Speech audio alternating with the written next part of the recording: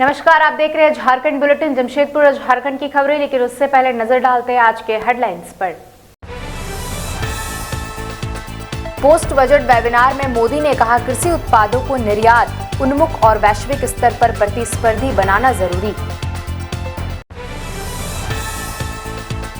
UPSC की civil सेवा परीक्षा में अनुज अग्निहोत्री ने किया टॉप। 180 बनेंगे आईएएस और 150 बनेंगे आईपीएस अधिकारी। अनिल अंबानी पर ईडी का बड़ा एक्शन, रिलायंस पावर से जुड़े ठिकानों पर ताबड़तोड़ छापेमारी।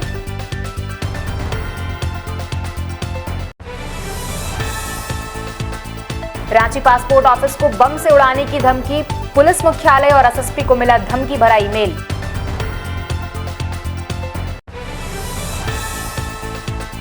पश्चिम एशिया संकट के बीच भारत को राहत, अमेरिका ने रूसी तेल खरीदने के लिए 30 दिन का टेम्पररी छूट दिया। अब खबर विस्तार से। पोस्ट बजट वेबिनार में मोदी ने कहा, कृषि उत्पादों को निर्यात उन्मुख और वैश्विक स्तर पर प्रतिस्पर्धा बनाना जरूरी। प्रधानमंत्री नरेंद्र मोदी ने शुक्रवार को कहा कि भारत के कृषि उत्पादों को निर्यात उन्मुख और वैश्विक स्तर पर प्रतिस्पर्धी बनाने की दिशा में काम करना बेहद जरूरी है। उन्होंने किसानों से भारत की विविध जलवायु परिस्थितियों का लाभ उठाते हुए उच्च मूल्य वाली फसलों के उत्पादन को बढ़ाने पर जोर दिया। साथ ही साथ प्रधानमंत्री ने कृषि और ग्रामीण परिवर्तन विषय पर आयोजित पोस्ट बजट वेबिनार को संबोधित करते हुए कहा कि भारतीय कृषि उत्पादों की गुणवत्ता, ब्रांडिंग और मानकों को बेहतर बनाने के लिए ठोस कदम उठाने होंगे। साथ ही उन्होंने कहा कि इस लक्ष्य को हासिल करने के लिए कृषि विशेषज्ञों, उद्योग जगत और किसानों को मिलकर काम करना होगा। पीएम मोदी ने कहा कि आज दुनिया के बाजार तेजी से बदल रहा है और वैश्विक मांग भी नई दिशा में की जा रही है। ऐसे में भारत के लिए जरूरी है कि वो अपनी कृषि को निर्यात के अनुरूप ढाले। बढ़ते अगली खबर की तरफ, जहां यूपीएससी की सिविल सेवा परीक्षा में अनुज अग्निहोत्री ने किया टॉप। 180 बनेंगे आईएएस और 150 बनेंगे आईपीएस अधिकारी। संघ आलोक सेवा आयोग ने आज यूपीएससी सिविल सेवा 2025 के अंतिम परिणाम जारी कर दिए हैं। अनुज अग्निहोत्री ने इस प्रतिष्ठित परीक्षा में पहला स्थान हासिल किया है। अनुज के बाद राजेश्वरी सूबे एम और आकांक्षा धुल शीर्ष 3 में जगह बनाने में कामयाब रहे हैं। सिविल सेवा परीक्षा में पहले 10 स्थान में जगह बनाने वालों में अनुज, राजेश्वरी और आकांक्षा के अलावा राघव झुंझुनवाला, ईशान भट्टानगर, जीनिया अरोड़ा, AR राजा मोहद्दीन, पक्षल सेक्रेटरी आस्था जैन और उज्जवल प्रियांक शामिल है। बढ़ते अगली खबर की तरफ, जहां अनिल अंबानी पर ईडी का बड़ा एक्शन, रिलायंस पावर से जुड़े ठिकानों पर ताबड़तोड़ छापेमारी, जब्त की जा चुकी है 15,700 करोड़ रुपए से अधिक की संपत्ति। परिवर्तन निदेशालय यानी कि ईडी ने शुक्रवार की सुबह उद्योगपति अनिल अंबानी और उनकी कंपनी रिलायंस पावर लिमिटेड से जुड़े कई ठिकानों पर बड़े पैमाने पर छापेमारी की है। आपको बताते चले कि यह कार्रवाई कथित वित्तीय अनियमितताओं और मनी लॉन्ड्रिंग से जुड़े मामलों की जांच के तहत की जा रही है। मीडिया रिपोर्ट्स के मुताबिक मुंबई में लगभग 10 से 12 स्थानों पर ईडी की टीमों ने एक साथ तलाशी अभियान शुरू किया है। बताया जा रहा है कि इस कार्रवाई में करीब 15 विशेष ईडी यूनिट शामिल है, जिन्होंने तड़के ही अलग अलग स्थानों पर पहुंचकर जांच शुरू कर दी।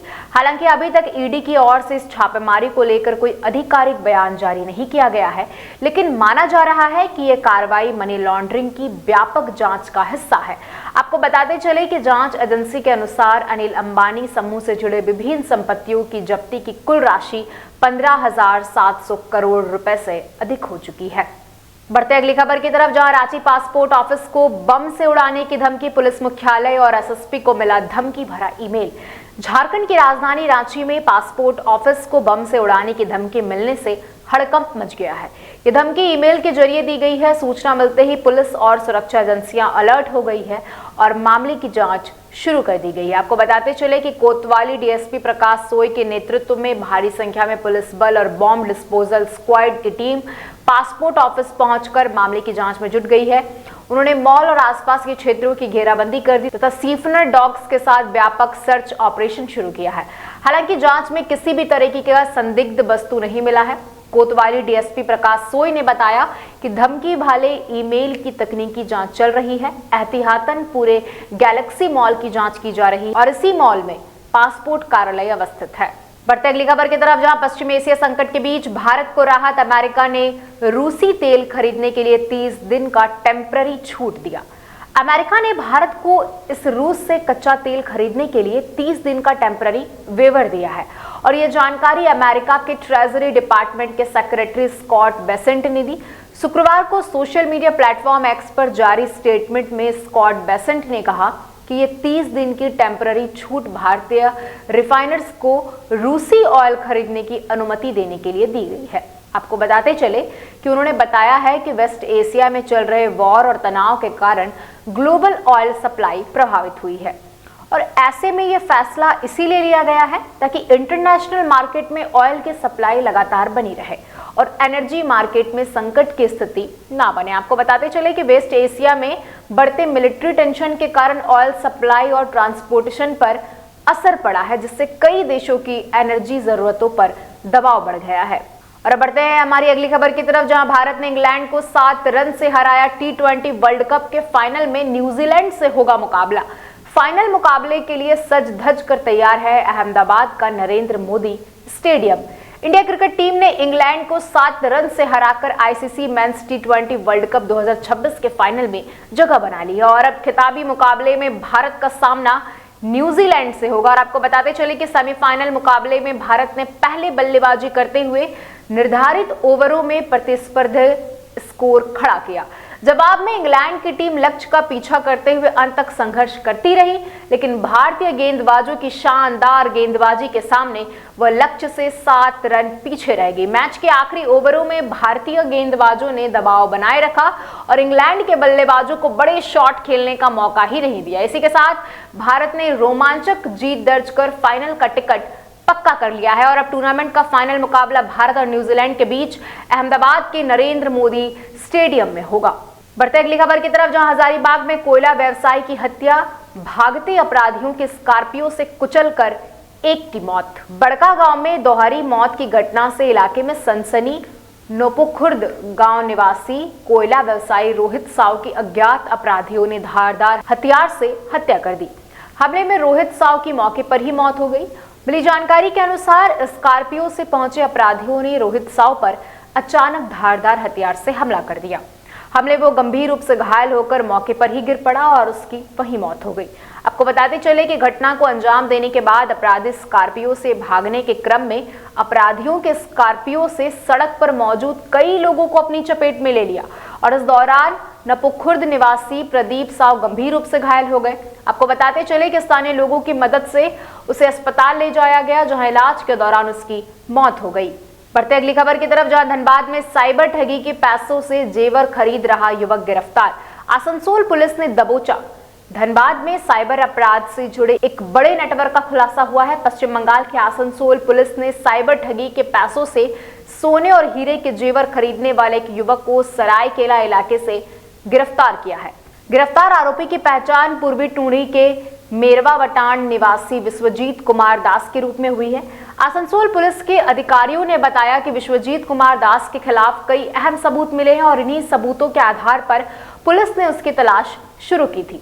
जांच में सामने आया कि पश्चिम बंगाल में सक्रिय साइबर अपराधी विभिन्न तरीकों से लोगों की ठगी का शिकार बनाते थे और उनके बैंक खातों से पैसे निकाल लेते थे और इसके बाद उन पैसों को सुरक्षित तरीके से खर्च करने के लिए आरोपी जैसे लोगों की मदद ली जाती थी।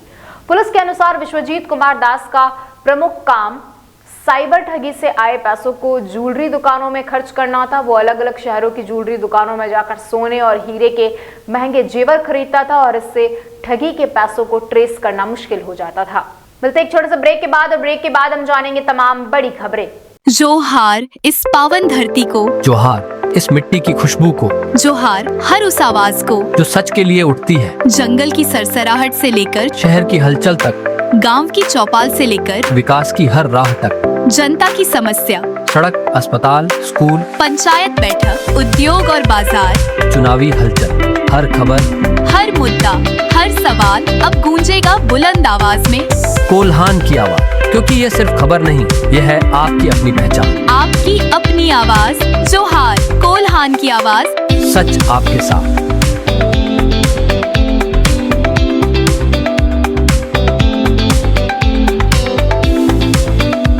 ब्रेक के बाद आपका फिर से स्वागत है, जहां हम जानेंगे कि धनबाद के सेंट्रल अस्पताल में किशोरी से दुष्कर्म, जांच कराएगा बीसीसीएल प्रबंधन। धनबाद के सरायकेला थाना क्षेत्र के सेंट्रल अस्पताल के बाथरूम में एक नाबालिग लड़की के साथ दुष्कर्म का मामला सामने आया है। घटना के बाद पीड़िता की मेडिकल जांच कराई गई। नाबालिग ने पुलिस को बताया कि धमकी के बाद वो डर गई और उससे मिलने सेंट्रल अस्पताल ओपीडी के पास चली गई। आपको बता दें कि उसने उसे कुछ सुंघा दिया, जिससे वो बेहोश हो गई। सरायकेला थाना प्रभारी मंजीत कुमार ने बताया कि पीड़िता के बयान पर प्राथमिकी दर्ज करा ली गई है। अब घटनास्थल व उसके आसपास लगे सीसीटीवी कैमरों की फुटेज खंगाली जा रही है। वहीं इस घटना के बाद बीसीसीएल प्रबंधन ने बताया कि घटनास्थल सेंट्रल अस्पताल दिखाया गया है और ऐसे में जल्द ही एक कमेटी का गठन किया जाएगा और मामले की जांच जल्द कराई जाएगी। बढ़ते अगली खबर की तरफ, जहां नाकुम थाने की हाजत में आत्महत्या मामले में कार्रवाई। आपको बता दें कि थाना प्रभारी समेत 7 पुलिसकर्मी सस्पेंड। झारखंड के रांची जिले के नामकुम थाना के हाजत में 12 वर्षीय बच्चे की हत्या में गिरफ्तार आरोपी जगाई मुंडा के द्वारा फांसी लगाकर आत्महत्या मामले में बड़ी कार्रवाई की गई है। इस मामले में एसएसपी ने 7 पुलिसकर्मियों को तत्काल प्रभाव से सस्पेंड कर दिया है और 2 चौकीदारों पर कार्रवाई करने के लिए डीसी से अनुशंसा की गई। एसएसपी ने निगरानी एवं सुरक्षा में लगे सहायक अवर निरीक्षक प्रभून कुमार, हवलदार सुधीर शर्मा, हवलदार गयानंद, आरक्षी मुकेश ठाकुर, आरक्षी राहुल प्रताप सिंह को लापरवाही बरतने पर तत्काल प्रभाव से निलंबित कर दिए गए हैं।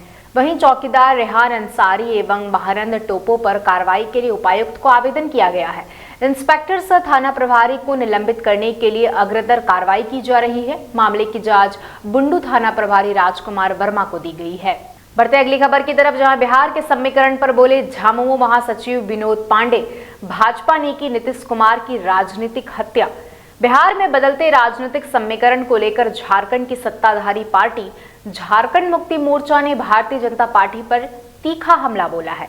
पार्टी के केंद्रीय महासचिव विनोद पांडे ने कहा कि भाजपा ने मुख्यमंत्री नीतीश कुमार की राजनीतिक हत्या कर दी है और बिहार के जनादेश का अपमान किया है। साथ ही साथ उन्होंने आरोप लगाया कि जिस चेहरे पर बिहार की जनता ने भरोसा जताते हुए जनादेश दिया था, उसी चेहरे को राजनीति की मुख्य धारा से दूर कर दिया गया। आपको बताते चले कि झामुमो महासचिव ने यह भी दावा किया कि बिहार में भाजपा की यह साजिश काफी पहले से चल रही थी और उन्होंने आशंका जताते हुए कहा कि आने वाले समय में जनता दल यूनाइटेड का विलय भाजपा में हो सकता है। साथ ही साथ उन्होंने स्पष्ट किया कि भाजपा के खिलाफ उनकी पार्टी की लड़ाई पहले भी थी और आगे भी जारी रहेगी। बढ़ते अगली खबर की तरफ, जहां असम के कार्बी आंगलोंग में आईएफआई का सुखोई Su-30 क्रैश, साथ ही साथ 2 पायलटों की मौत। आपको बताते चले कि असम के कार्बी आंगलोंग जिले में प्रशिक्षण मिशन के दौरान भारतीय वायुसेना का सुखोई Su-30 MKI लड़ाकू विमान दुर्घटनाग्रस्त हो गया, जिससे 2 पायलटों की मौत हो गई। भारतीय वायुसेना ने एक बयान में कहा कि आईएफए स्क्वाड्रन लीडर अनुज और फ्लाइट लेफ्टिनेंट पूर्वेश दुर्गाकर के निधन को स्वीकार करती है, जिन्हें Su-30 दुर्घटना में घातक चोटें आई थी। इससे पहले वायुसेना ने बताया कि प्रशिक्षण मिशन पर निकला Su-30 MKI विमान जोरहाट से उड़ान भरने के बाद लगभग 60 किलोमीटर दूर कार्बी आंगलोंग क्षेत्र में दुर्घटनाग्रस्त हो गया। अधिकारियों के मुताबिक उड़ान भरने के कुछ समय बाद ही विमान का रडार से संपर्क टूट गया था। और अब बढ़ते हमारी झारखंड की खबर की तरफ, जहां झारखंड में ड्रोन से हो रहा था जमीन का सर्वे। ग्रामीणों ने थाना प्रभारी समेत 8 पुलिसकर्मियों को घेर लिया। पुलिस और कंपनी के प्रतिनिधियों के आग्रह के बावजूद ग्रामीणों ने वापस नहीं किया ड्रोन। झारखंड में लातेहार जिले के सदर थाना क्षेत्र स्थित केमा गांव में ड्रोन कैमरे से किए जा रहे जमीन सर्वे को लेकर तनाव की स्थिति उत्पन्न हो गई। गांव के लोगों ने थाना प्रभारी प्रमोद कुमार सिन्हा सहित 8 पुलिसकर्मियों को घेर लिया और उन्हें कई घंटों तक गांव में ही रोके रखा। आपको बताते चले कि घटना की जानकारी मिलते ही इसके बाद डीएसपी अरविंद अतिरिक्त पुलिस बल के साथ गांव पहुंचे और स्थिति को संभाला और पुलिसकर्मी वापस गांव से निकले। बताया जा रहा है कि पुलिस की टीम ड्रोन कैमरे से जुड़े मामले में कुछ चिन्हित युवकों को हिरासत में लेने गांव पहुंची थी। साथ ही साथ आपको बताते चले कि पुलिस द्वारा युवकों को अपने साथ ले जाने की सूचना मिलते ही गांव के काफी लोग एकत्र हो गए और पुलिस टीम को चारों ओर से घेर लिया। ग्रामीणों की ओर से बहादुर टाना भगत ने कहा कि जब तक गांव के लोगों के साथ हुई कार्रवाई को लेकर प्रशासन स्पष्ट बात नहीं करता, तब तक वे अपनी बात रखते रहेंगे। साथ ही साथ पुलिस और कंपनी के प्रतिनिधियों ने कई बार गांव पहुंचकर ग्रामीणों से ड्रोन कैमरा वापस करने की अपील की, लेकिन वापस नहीं किया गया। बढ़ते अगली खबर की तरफ, जहां मध्य पूर्व तनाव के बीच दुबई में फंसे झारखंड के 3 कारोबारी सरकार से सुरक्षित वापसी की गुहार। मध्य पूर्व में बढ़ते सैन्य तनाव के कारण दुबई में झारखंड के 3 कारोबारी फंस गए हैं। लगातार उड़ानें रद्द होने और बार बार शेड्यूल बदलने की वजह से वे कई दिनों से दुबई में ही रुके हुए हैं और भारत सरकार से जल्द सुरक्षित वापसी की मांग कर रहे हैं। जानकारी के अनुसार जामताड़ा के बड़े व्यावसायिक प्रतिष्ठान मोहिनी सेल्स के प्रोपराइटर प्रकाश कुमार, नारनोलिया बोकारो जिले के चास स्थित मनोज प्लाईवुड के प्रोपराइटर प्रवीण कुमार श्राफ और गिरिडीह के श्री बालाजी प्लाईवुड के प्रोपराइटर रवि प्रकाश 24 फरवरी को पर्यटन के लिए इमिरेट्स एयरलाइन से दुबई गए थे और उनकी वापसी की टिकट 28 फरवरी की थी। दुबई एयरपोर्ट से जारी एक वीडियो में प्रकाश कुमार नारनोलिया ने बताया कि वे और कई भारतीय यात्री लगातार फ्लाइट कैंसिल होने के कारण वहां फंसे हुए हैं। होटल में ठहरने और अन्य खर्चों का बोझ भी लगातार बढ़ता जा रहा है। उन्होंने कहा कि 28 फरवरी से वे लोग दुबई में फंसे हुए हैं और अब तक कोई स्पष्ट समाधान नहीं मिल पाया है। बढ़ते अगली खबर की तरफ, जहां जमीन घोटाले मामले में आईएएस विनय चौबे की जमानत याचिका पर सुप्रीम कोर्ट ने राज्य सरकार से मांगा जवाब। हजारीबाग के पूर्व डीसी और आईएएस अधिकारी विनय चौबे ने झारखंड हाईकोर्ट से राहत न मिलने के बाद अब सुप्रीम कोर्ट का दरवाजा खटखटाया है। आपको बताते चले कि सुप्रीम कोर्ट की जस्टिस बीवी नागरत्ना और जस्टिस उज्जवल भुइयां की खंडपीठ से उनकी याचिका पर प्रारंभिक सुनवाई के बाद राज्य सरकार को नोटिस जारी किया है। अदालत अब यह तय करेगी कि क्या इस मामले में चौबे को जेल से रिहा किया जा सकता है या फिर नहीं। इससे पहले झारखंड हाईकोर्ट के जस्टिस संजय कुमार द्विवेदी की पीठ ने विनय चौबे की जमानत याचिका को सिरे से खारिज कर दिया था। आपको बताते चले कि हाईकोर्ट का मानना था कि उन पर लगे आरोप गंभीर प्रकृति के हैं और सेवायत भूमि की अवैध खरीद बिक्री में उनकी भूमिका की गहराई से जांच जरूरी है। हाईकोर्ट से झटका लगने के बाद ही आईएएस अधिकारी ने सुप्रीम कोर्ट में अपील दायर की थी, जिस पर अब 23 मार्च को अगली सुनवाई होगी और अब ये पूरा मामला हजारीबाग में सेवायत भूमि की अवैध खरीद बिक्री से जुड़ा हुआ है। जांच एजेंसी का आरोप है कि डीसी के पद पर रहते हुए विनय चौबे ने नियमों की अनदेखी कर जमीन के अवैध हस्तांतरण में मदद की और इस मामले में एसीबी पहले ही चार्जशीट दाखिल कर चुकी है।